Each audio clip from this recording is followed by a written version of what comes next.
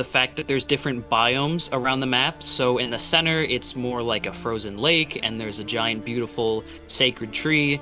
And then around the map, you have different cliffs and valleys, and there's Viking aesthetics. There's like a Viking hall, and 我觉得这个地图隐藏了不少剧情的设计，我会非常期待。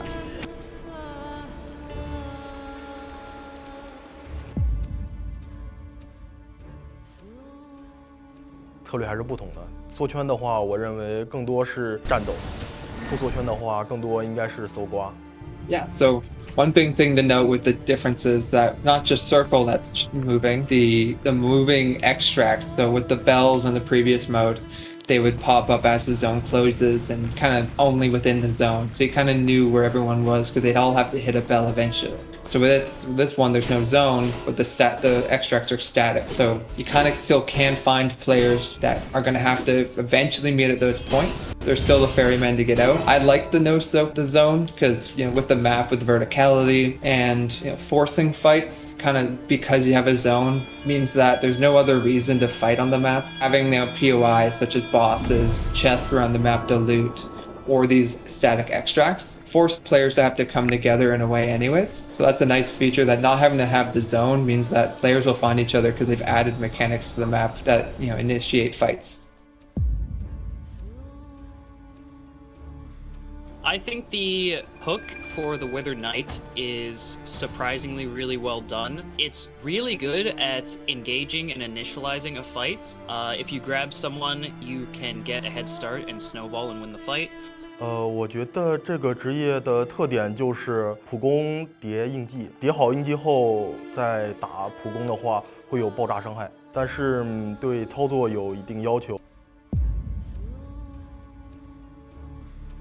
Now with it being on a separate, you know, dodge cooldown or dodge energy separate from the skills, you no longer become exhausted. It allows you to make a mistake and not just automatically lose the fight. So for me, who I'm not the best gamer, I have fun, but I was able to still, you know, oh, I'm out of energy. I'm not just, I'm gonna die now. I still can, you know, evade. I get the special evade. You know, I get to break free. You know, there's a still chance that you can come back in a fight.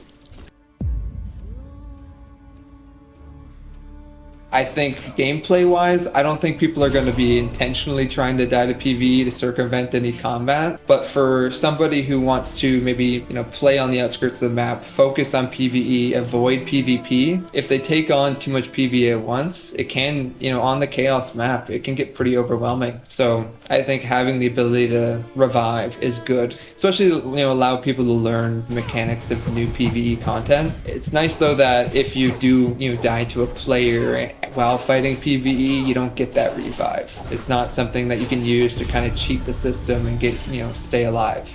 这一点对于盟军来说还是非常好的。比如说，我们的一些 BOSS 嘛，他的将军啊，很多盟军他不会打嘛，他第一次难免会死，但是你有一个跑文机制哈，就给他还多的一些机会嘛，让盟军更容易上。I think the gem system is probably my feature added to the game ever. I think it provides a lot more freedom and functionality, so I have the opportunity to build whatever I want, and every piece of gear that I get is no longer useless if I can't use it. I can take the gem out and I can save the gem for a different piece of gear that is for me. 我觉得这个宝石非常重要。因为像我玩的先知，它可以提高移动速度，然后可以提高我放技能读条的速度，提升了在除了天赋之外的可选性。这些策划都是真正玩游戏的人，而不是纯粹的策划。他们懂游戏，真正的关心玩家所想的，看得出来有真的去想解决玩家的问题。我非常喜欢团队，而且跟那位同事非常的，我感觉我俩灵魂上有沟通。因为我话说一半，他就明白你是要表达这个意思吗？就是，他是你是说这个是吗？对，我就感觉真的，我就好想跟他当朋友，可惜就没有办法那种，就感觉好像他是我失散多年的一个朋友一样。